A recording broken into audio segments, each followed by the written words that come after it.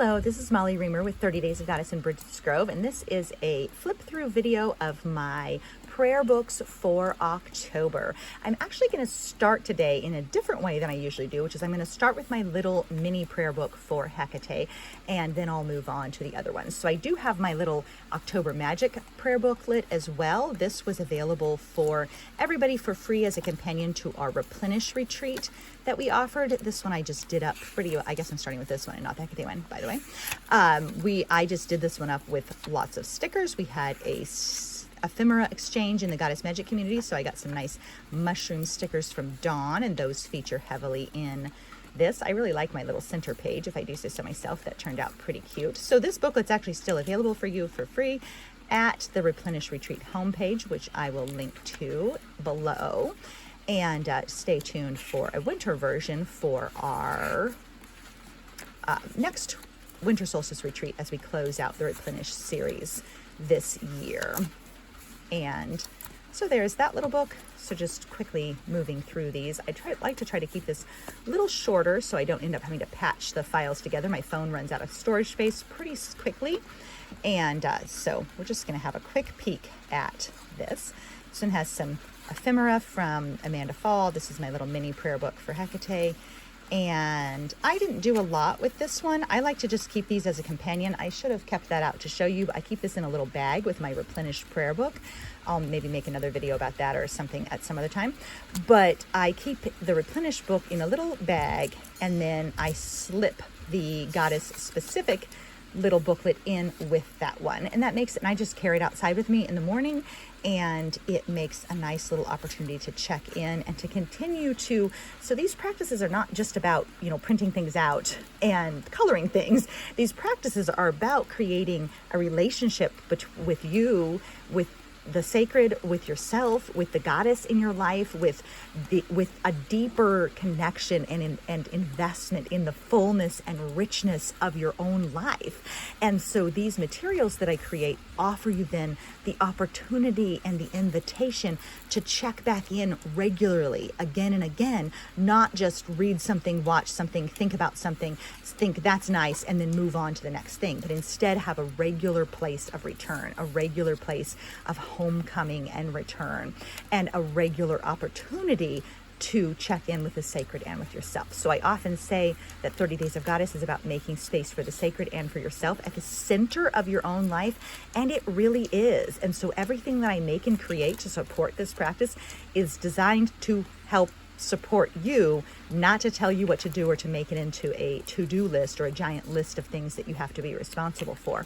So instead, you take which pieces work for you, which pieces are nurturing and fulfilling to you, and then you use them in the way that helps you create that space for the sacred and for yourself. Use them in the way that helps create that place of homecoming and return. So for me, it's the tactile relationship, it's the checking back in, it's the reflecting, it's putting the pieces together, and it's the opportunity to actually have this place where my wisdom, my magic, my insight, my inspiration is stored, that I can actually put my hand on. It's a portable power spot, a portable tiny temple, if you will, that allows me to come back again and again. So when I feel lost or scattered or discouraged or wondering, found a snake skin on the day of the transform word, which was so exciting to me. Just loved that.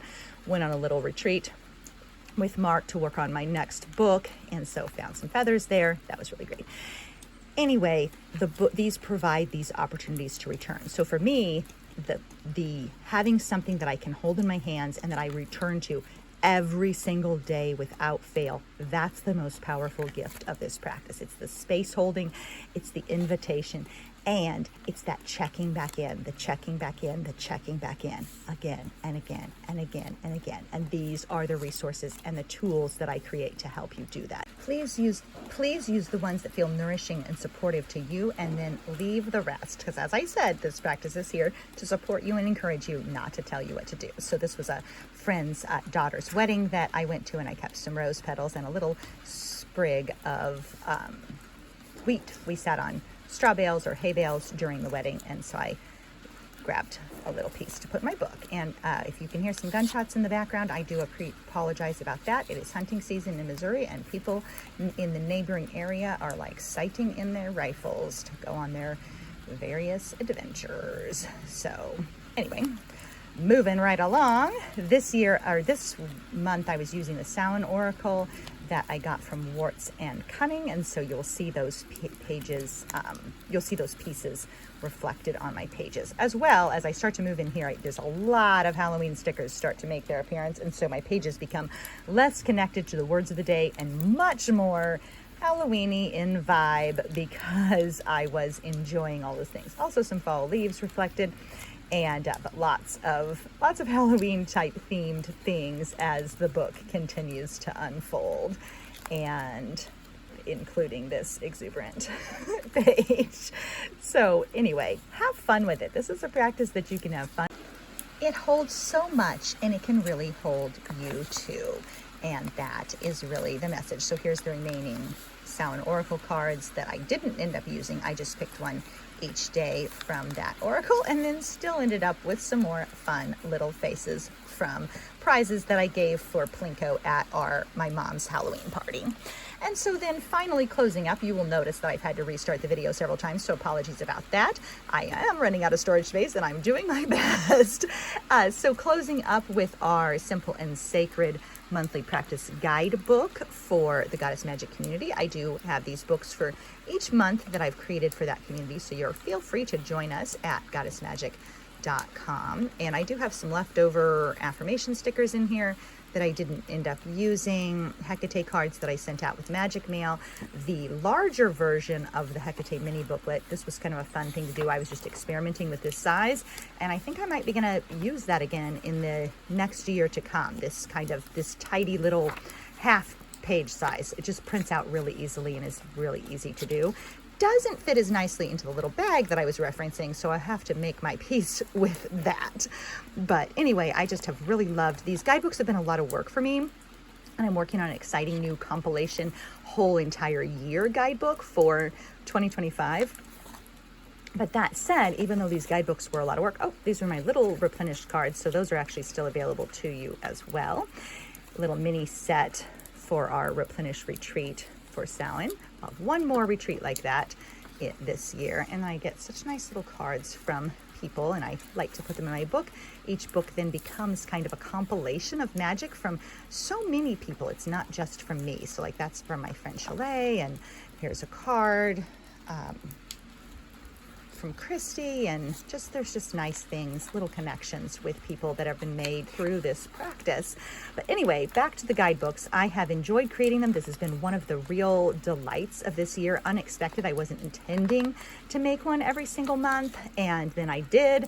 And some of them were dual months in one, but I made content for each month, and I've really loved the guidebooks. They've been a really important part of my own practice this year. And simultaneously, they have been a massive amount of work, really, quite frankly, too much work. And so I really hope that next year, and my miniature book is in there, next year, I'm going to have a single volume for all the months that is a compilation from this year's books, but with next year's goddesses. You'll see a sneak peek of next year's goddesses here on this little mandala. So that's the sneak peek of next year's goddesses. And so next year, the book is compiled from the writings that were in this year's books, but with the addition of new material. Here's a nice card from Dawn, and then she sent me all these cool mushroom stickers, so I really went hog wild with them. This is a little envelope from my friend Chalet. I'll link to that in the comments.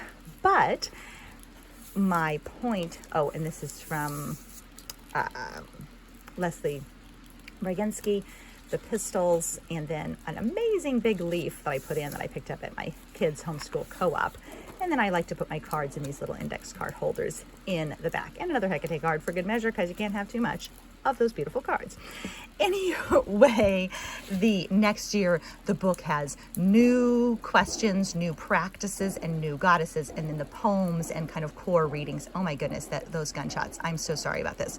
I'm not going to refilm because of it, but if I had known that was going to be going on, I would have filmed on a different day. Anyway, sorry about that. Not the vibe that I'm going for with my October magic. And anyway, yeah, I've lost my train of thought.